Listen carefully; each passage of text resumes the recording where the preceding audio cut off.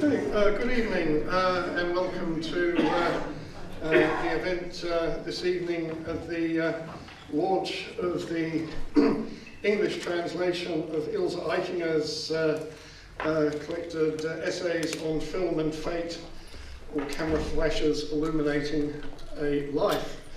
My name's Andrew Bonnell. I teach history at the university, specialising in German and Central European history, and so I thank Gail Wiltshire very much for the honour of being invited to open this event and to say a few words. Could I, before I start, just make one announcement that as much of this evening will be artistic performances, which will be require a bit more sort of skill and artistic concentration than the usual academic classroom event. The organisers have requested no photography, and please keep the phones on silent if they aren't already, as you would in the theatre. As Ilse Aichinger's writings largely deal with themes of dispossession and disappearance, I think it's only appropriate, in accordance with usual protocols at the University of Queensland, that I begin by acknowledging that we're gathered on the land of the traditional owners and custodians, and on everyone's behalf I pay our respects to the Turrbal and Jagera peoples of Brisbane and to all of their elders, past, present and future.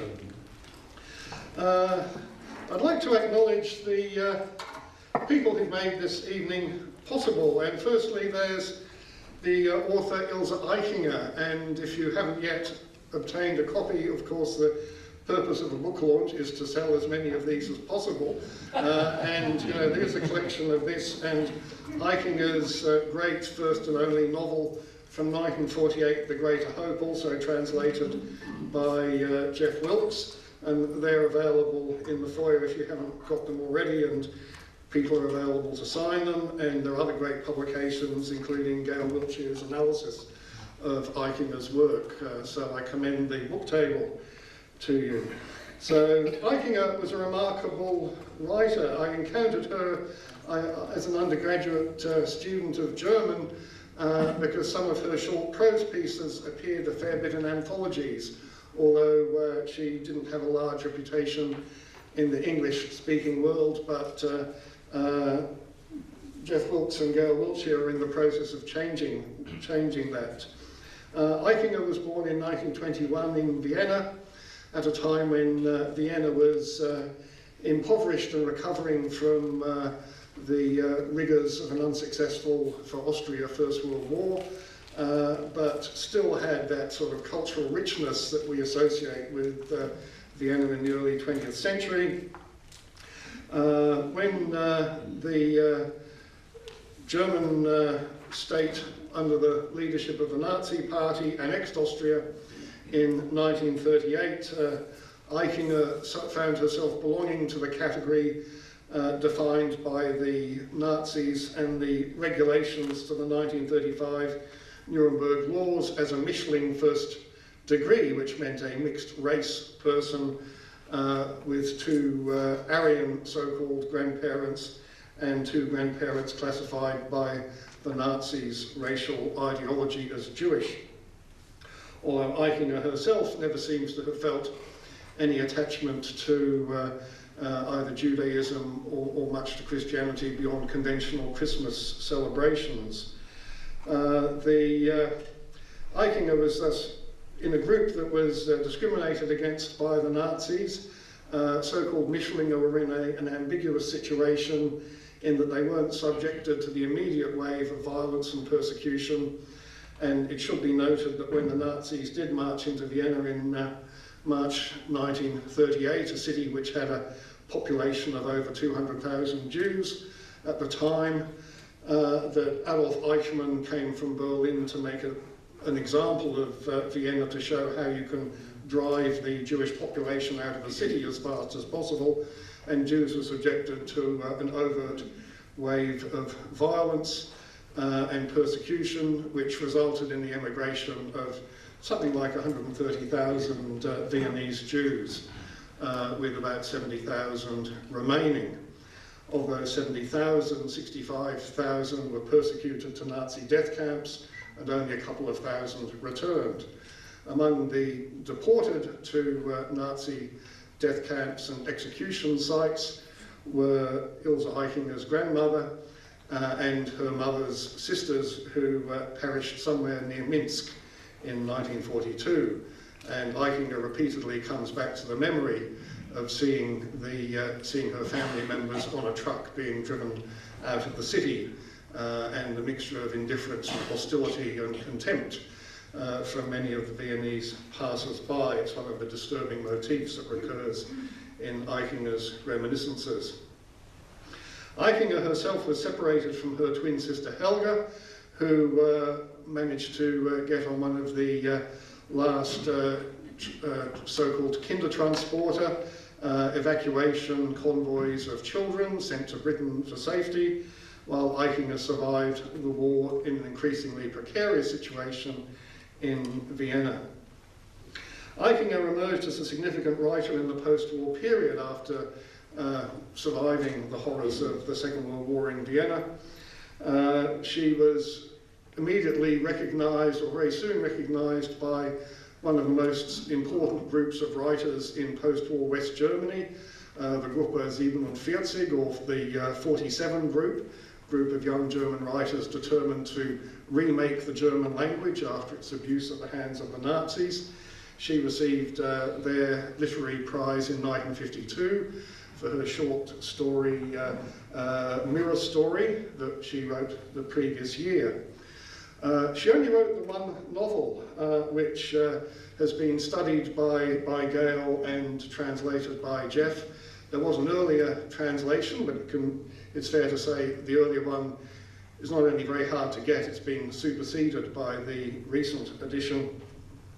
Aichinger continued to work in shorter forms, short prose pieces, radio plays, which were quite popular in Germany in the 1960s, so it's probably a genre many people have forgotten about now, but it was quite popular in the 50s and 60s, and poems. And as I said, her work was much anthologized. Late in life, she had this remarkable reawakening of her literary powers as she wrote a series of sketches about film and photography for the Viennese newspaper Der Standard, the Standard, and these are indeed remarkable pieces, which you'll hear and see excerpts from in the course of the evening. The pieces mix reflections, her memories of being a theatre goer, cinema goer in the 20s and 30s, and her memories of the great figures of the silent cinema era. But then she also comments on cultural figures of the recent past, people who are our contemporaries. So after reading about people like Leo Deputy, a star of the silent screen in Germany in the 20s, and Marianne Hopper, a star of the Nazi cinema and then the German theatre in the 40s, she'll jump to talking about Bob Dylan or Gillian Anderson. And then reading these pieces, she suddenly becomes our contemporary, but she's still introducing these memories of the experience of life under Nazi persecution in Vienna and the horrors of seeing family members taken away. So through these literary means, she's bringing the Nazi persecution and mass murder of the Jews very much into our present, and is also, I think, trying to sort of trouble the conscience of an Austria which until the 1990s had been certainly until the 1980s, had been somewhat amnesiac about Austria's own involvement in Nazism. I'd like to say a little bit about my old colleague and friend, Geoff Wilkes. Geoff is emerging as a internationally recognised, I shouldn't say he's emerging, it sounds like he's not there yet, but he is a leading internationally recognised authority on German literature, especially of the interwar period, after his early work on the very popular German writer Hans Fallada. It's, I think, not an exaggeration to say that his involvement in the republication of Fallader's novel Alone in Berlin, which he didn't translate but contributed an afterword for, contributed to the revival of interest in Hans Fallader in the English-speaking world, which ultimately led to a movie being made of the film, and Geoff neglected to get film rights. I hope you sort of get that in the next translation contract. You should get a cut of the film rights for the next translation or afterword. He also contributed an afterword to an English version of the novel by Irmgard Coyne, After Midnight, and then translated another novel by Coyne called Gilgi, One of Us, and sorry, Gilgi, or One of Us. Coyne being best known for her popular novel The Artificial Silk Girl, dramatising the new woman's lot in interwar Germany. With Gail's assistance in and organisational drive in getting these projects together, Geoff has also now done a translation of The Greater Hope, Eichinger's first and only novel, which won the major Austrian translation prize not long ago. And he and Gail have followed that with Film and Fate, this collection of remarkable prose pieces that Aichinger wrote very late in her life. She only died in 2016, so you know, she's still very much our contemporary, even though many of the things she wrote about are in the 1930s.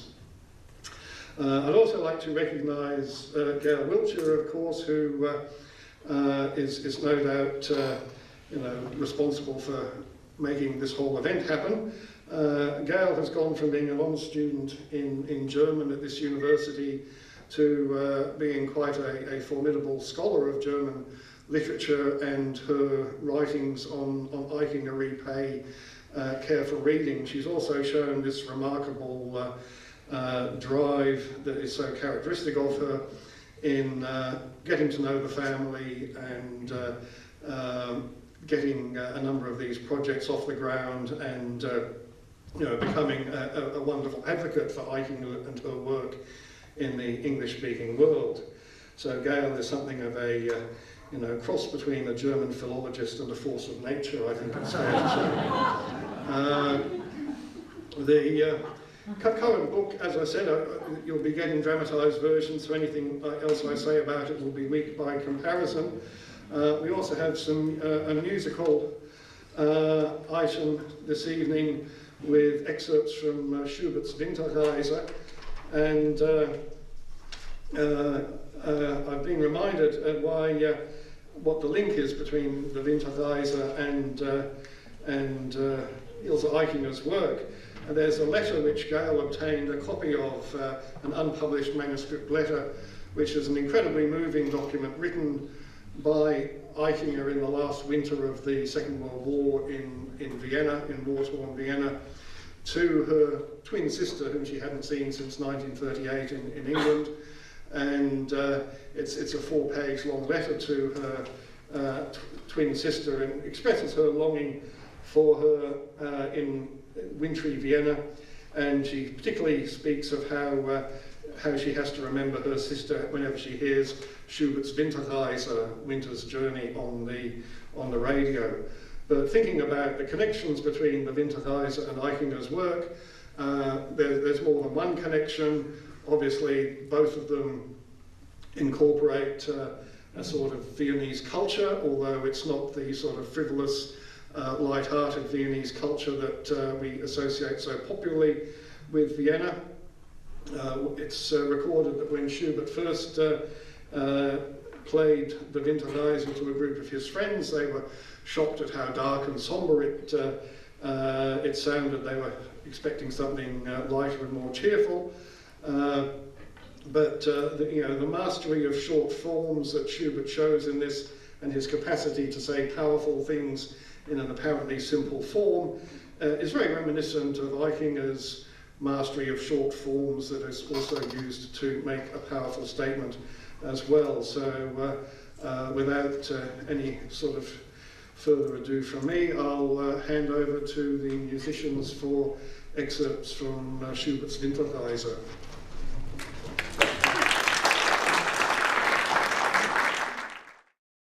This evening we're presenting some readings from Ilse Aichinger's Film und Verhängnis, Blitzlichter auf ein Leben, which I've translated as Film and Fate, Camera Flashes Illuminating a Life. I'll call it Film and Fate for short. Film and Fate was first published in 2001, when Aichinger was in her 80th year. It's a collection of short pieces. One of the pieces is the speech she gave when she was awarded the Grand Austrian State Prize in 1996, which was at a very late stage in her career. And some others seem to have been written specifically for Film and Fate, but most of them had been published previously in a Vienna newspaper called The Standard. Pretty much all of the pieces were autobiographical in some way, and the key events in Aichinger's and her family's history were the Nazi takeover of Austria in March 1938 and the experiences of exile, persecution and genocide which followed. I won't say anything else about the history, as we'll be reading three pieces from Film and Fate, and I can leave Aichinger's words to speak for her. The only thing I will say before we begin the readings is that the title Film and Fate reflects what Aichinger herself called her addiction to the cinema.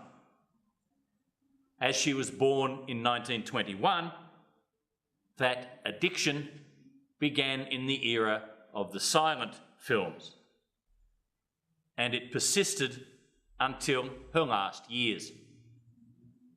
In an interview in 2003, she said that she went to the movies up to 4 times a day. So many of the pieces in the Standard, which are reprinted in Film and Fate, were about films or actors or directors. Although not the first piece, which we're presenting this evening, which is Aichinger's acceptance speech for the Grand Austrian State Prize in 1996. The title is The Ground Beneath Our Feet. And I think that if I had to choose one text to explain what Ilse Aichinger experienced and what she thought, this would be the one. Der Boden unter unseren Füßen, The ground beneath our feet. das Misstrauen gegen den Staat, gegen jeden Staat, Verwaltungsgremien, Ämter, die ziemlich unzugänglichen edlen Bauten, in denen die Ministerien, Behörden, zuständige Kanzleien und Büros, im Kriegsfall sicher auch Stabsbüros, untergebracht sind, begann bei mir früh. Distrust of the state, of any state, of administrative committees, of government offices, of the noble and rather inaccessible edifices which house the ministries, the government authorities, the responsible chancelleries and the bureau, and in wartime, of course, the military staff officers too, was a distrust I felt early. Ich fragte, wie fast jeder, vieles in der Zeit des Heranwachsens. As I asked a lot of questions as when I was growing up, as everybody does. Nach dem Staat fragte ich nicht. I didn't ask about the state. Er hatte für mein Empfinden zu viele Gesichter. Eines überdeckte das andere und eine staatliche Stelle stand wachsam für die andere. I felt that it had too many faces, one obscuring the other, and one part of the state stood guard for the other. Man kam da nicht durch. You couldn't get through. Wenn ihr euch nicht festhalten lasst,